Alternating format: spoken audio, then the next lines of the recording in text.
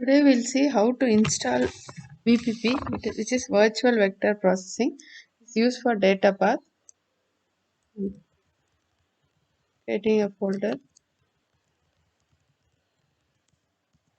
and you have to go to the browser. I'll add this link in the description. So this is the GitHub for VPP. It is nothing but a Datapath where you can test all the Datapath things in the Linux machine. So you go to code, similar to any other Git clone. So copy this.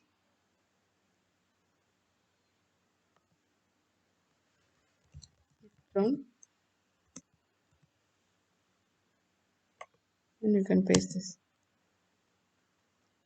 If you don't have Git, you have to install the Git first.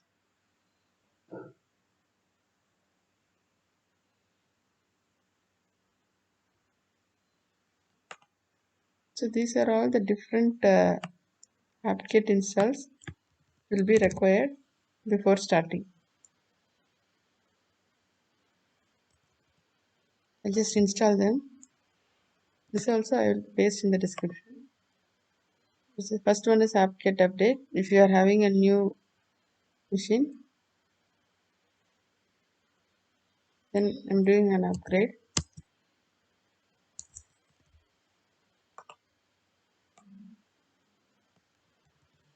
Then all the tools, essential tools, all I have already installed. Git we already have.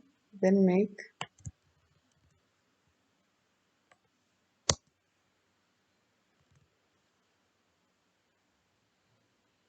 The nasm, unzip, C++, cmake, all these.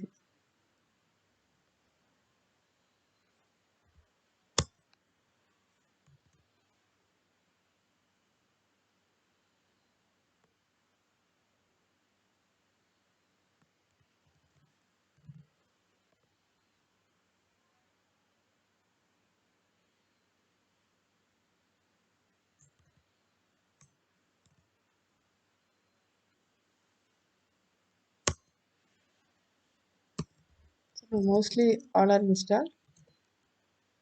And we also have the VPP software here. VPP. You can put git branch and check what is the branch. So it is master. It should be VPP 22. We'll just see dpkj-l VPP to check whether VPP is installed. So VPP is not installed. So we can start installing VPP. Here you'll have a README which says the steps to execute. Simple, you can just run this /background build.sh. If you have not installed any of the module, here it will throw the error. So depending on the error, you can start installing. So I am using Ubuntu 18. You can use any version.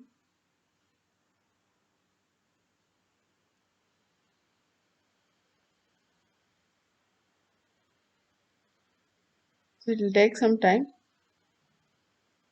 And finally, you will get a .dpk .deb package. So we'll see how to install that once this compilation is over. It's because of GCC. So GCC version is 7.5. It is just an initialization error. And we can upgrade GCC, but I'm just going to change this.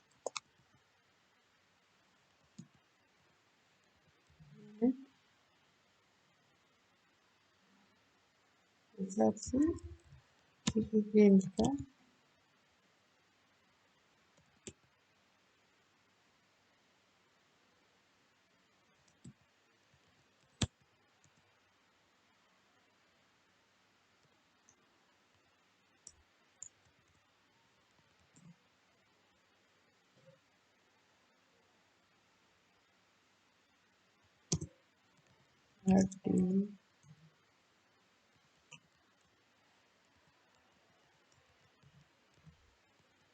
This line is error, so we'll go to unit, query,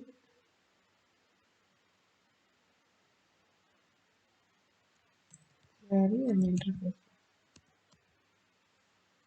refresh this function. You have to initialize the key. The GCC issue. Latest GCC not face this. Initialization. Now I'll just start.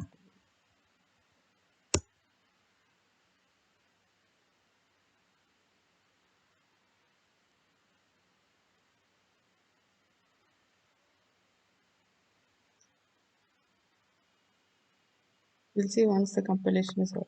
Now, compilation is completed now. So these are all the deb packages. You have to install that. ppkj actually we don't have anything. Now in this we'll find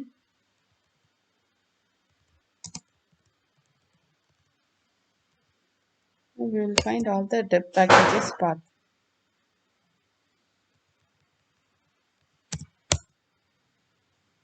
So all are installed in build root. So now we'll go to build root.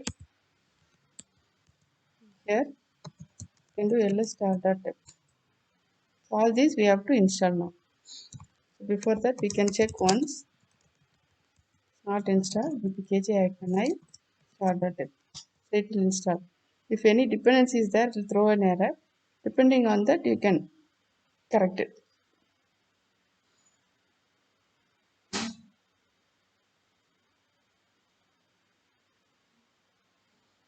It is installed. It is writing all the config files.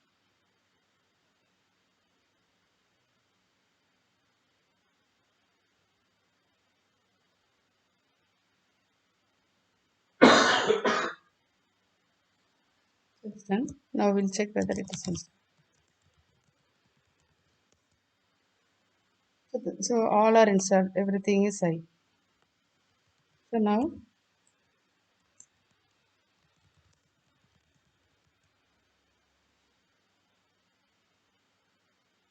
this is actually the startup script. So if we go to the path etc vpp.com, you can see how vpp is started. This is the log file and it listens in the socket and everything. Now we'll open the socket and we'll check vppctl. This is the command to go into the console. These are the commands. So ipfib. So we have not created any interface. So hardware interface. Currently we have only LO0. So next videos we'll see how to create interface, how to connect it, different ways to connect to VPP. So this is how we have to compile and install the VPP. Okay. Then want to uninstall, you can do dpkg-r. So particularly this is debug module, development module, and these are the core modules. So thanks for checking this. You can try this in home. It is easy, and you can learn more data path coding, data path flow with this without using Broadcom or any other chipset. Using a normal Linux machine. I have used a normal Linux machine. You can also try this. Thank you.